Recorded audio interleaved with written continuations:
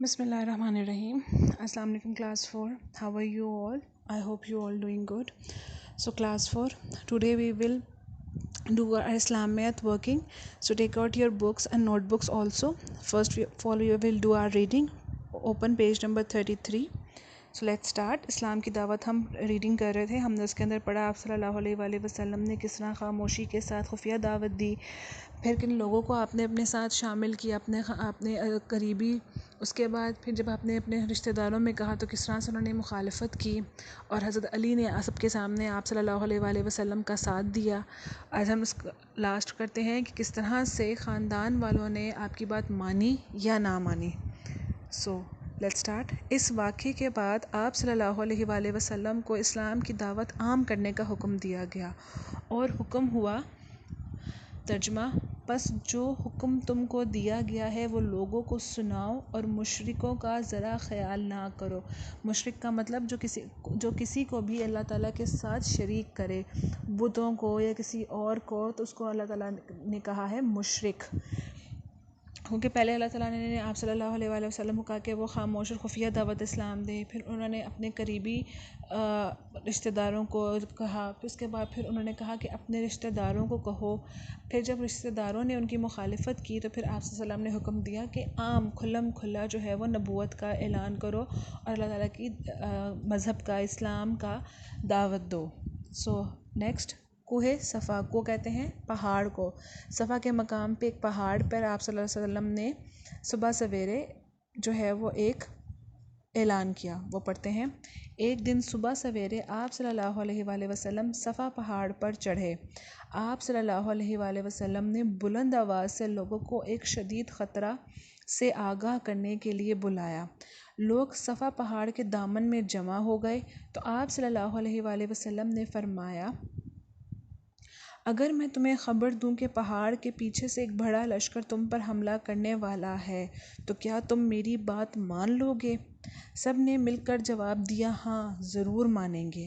آپ صلی اللہ علیہ وآلہ وسلم سچے اور امین ہیں.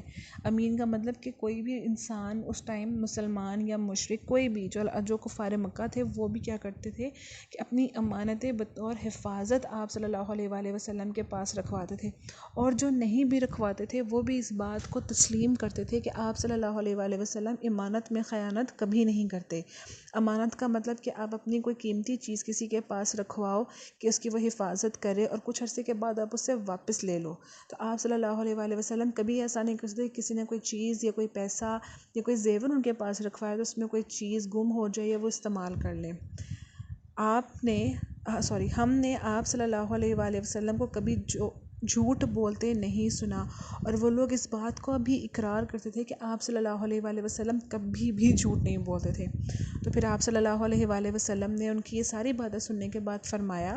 آپ صلی اللہ علیہ وآلہ وسلم نے فرمایا. ترجمہ: تم سب کہو کہ اللہ کے سوا کوئی معبود نہیں، تمہاری کامیابی اسی میں ہے.